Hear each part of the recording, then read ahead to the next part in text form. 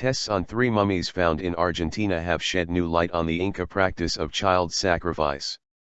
Scientists have revealed that drugs and alcohol played a key part in the months and weeks leading up to the children's deaths.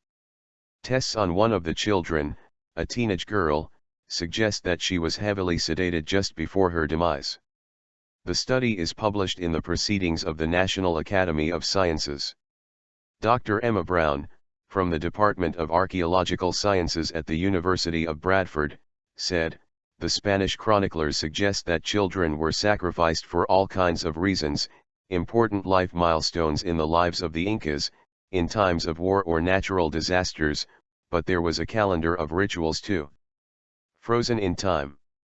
The mummified remains were discovered in 1999, entombed in a shrine near the summit of the 739 m, high Llullaillaco volcano in Argentina." Continue reading the main story. Start quote. "They've been called the best preserved mummies in the world. 3 children were buried there, a 13-year-old girl, and a younger boy and girl, thought to be about 4 or 5 years old. Their remains date to about 500 years ago, during the time of the Inca Empire, which dominated South America until the Europeans arrived at the end of the 15th century. The preservation is phenomenal. They've been called the best preserved mummies in the world," explained Dr. Brown. "These 3 children look like they are asleep." The international team of researchers used forensic tests to analyze the chemicals found in the children's hair. They discovered that all 3 had consumed alcohol and coca leaves, from which cocaine is extracted, in the final months of their lives. Historical records reveal that these substances were reserved for the elite and often used in Incan rituals.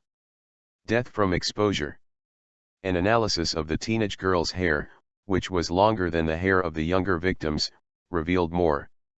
The girl, known as the Llullaillaco maiden, was probably considered more highly valued than the younger children, because of her virginal status. Continue reading the main story. Start quote. "With the combination of being placed in the grave with the alcohol and the cold, she would have passed away quietly.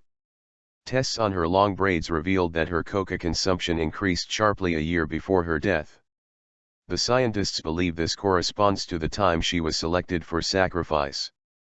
Earlier research also reveals that her diet changed at this point too, from a potato-based peasant diet to one rich in meat and maize."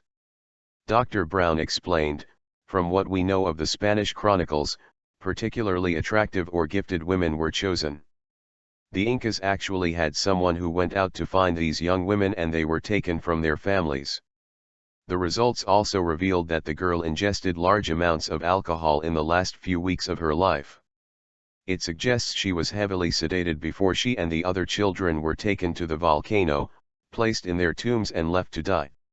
In the case of the maiden, there is no sign of violence. She is incredibly well looked after, she has a good layer of fat, she has beautifully groomed hair, beautiful clothes," said Dr. Brown. "In this case we think with the combination of being placed in the grave with the alcohol and the cold, the mountain is over 6,000 m above sea level, she would have passed away quietly."